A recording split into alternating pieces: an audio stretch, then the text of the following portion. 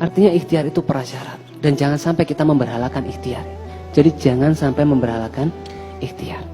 Tapi ikhtiar itu adalah bagian dari upaya kita untuk memastikan bagaimana usaha-usaha dan cita-cita kita bisa tercapai. Oleh karena itu jangan kikir bekerja keras. Nikmatilah tantangan. Karena di sanalah orang hebat, orang kuat, orang tangguh dibesarkan. Kapal yang berlabuh di pelabuhan itu aman. Tapi bukan itulah tujuannya dibuatnya kapal. Lalu yang kedua, saya ingin berbagi cerita tentang seorang ibu. Ibu ini usianya 46 tahun. Beliau mohon izin sama suami sama anaknya mau kuliah lagi. Di usia 46 tahun, bukan mau mengambil S2, S3. Tidak, ibu ini mau ambil D1 ilmu tafsir. Ditanya sama anaknya, sama suaminya, "Ini mami ini sudah tua mau apa kuliah lagi?" Apa jawaban ibu ini? Beliau mengatakan, "Mami mau mengerti arti bacaan sholat dan mau menyelamatkan anak-anaknya dari api neraka." Setiap anaknya ini berangkat ujian, ibu ini tanya, "Nak, nanti kau ujian jam berapa? Waktu kau ujian, mami di atas sajadah." Waktu anaknya presentasi, ibu ini tanya, "Nak, nanti kau presentasi jam berapa? Waktu kau presentasi, mami di atas sajadah." Berjalan terus berbulan-bulan, bertahun-tahun. Sampai 2 bulan lalu ada global listing dari ACC di Amerika, ya, American Conservation Coalition, masukkan anaknya 1 dalam 30 pemuda di bawah 30 tahun. The Green Generation. Bahkan World CSRD di India masukkan anaknya 1 di antara 50 inovator. Siapakah ibu itu? Ibu yang membesarkan saya, Bapak Ibu semua. Saya ingin ceritakan bagaimana pengorbanan kedua orang tua saya dulu. Dan saya yakin di ruangan ini kita menyaksikan orang tua kita melakukan pengorbanan yang sama. Saya kelas 3 SD, saya ingat ada tugas ngetik naskah drama.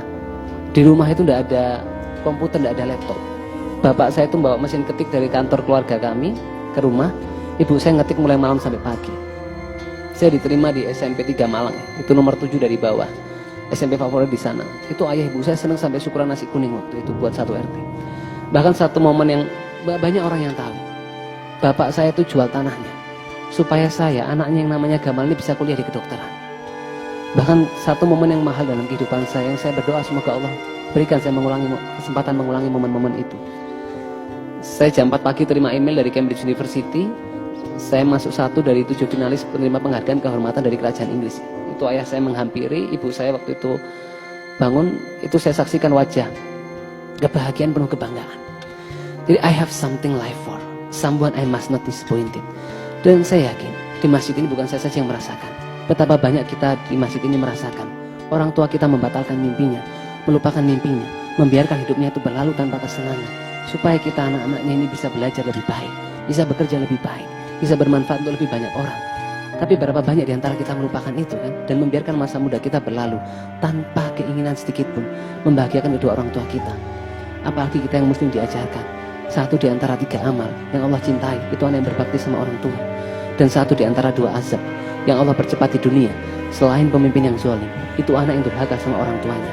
Maka terimalah dengan ikhlas bahwa cara kita memperlakukan kedua orang tua kita itu adalah pemberitahuan kepada Allah bagaimana Allah memperlakukan kita. Dan terakhir saya mau sedikit berbagi tentang sahabat saya, namanya Andrian Firdaus. Beliau aktivis, kebetulan kawan saya di Fakultas Kedokteran Universitas Brawijaya. Aktif di lembaga pers, aktif di lembaga kerohanian. Masya Allah sekalian.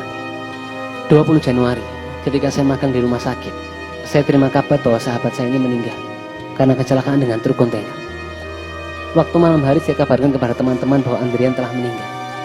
Bapak Ibu tahu apa yang mereka tanyakan? "Gamal, ini Andrian yang sering azan di musola itu Pak. Gamal, ini Andrian yang suara koriknya itu bagus Kak. Gamal, ini Andrian yang suara tilawahnya itu bagus Kak." Jadi sahabat saya ini dikenal dengan kepandaiannya melantunkan ayat suci Al-Quran dan hobinya mengumandangkan azan.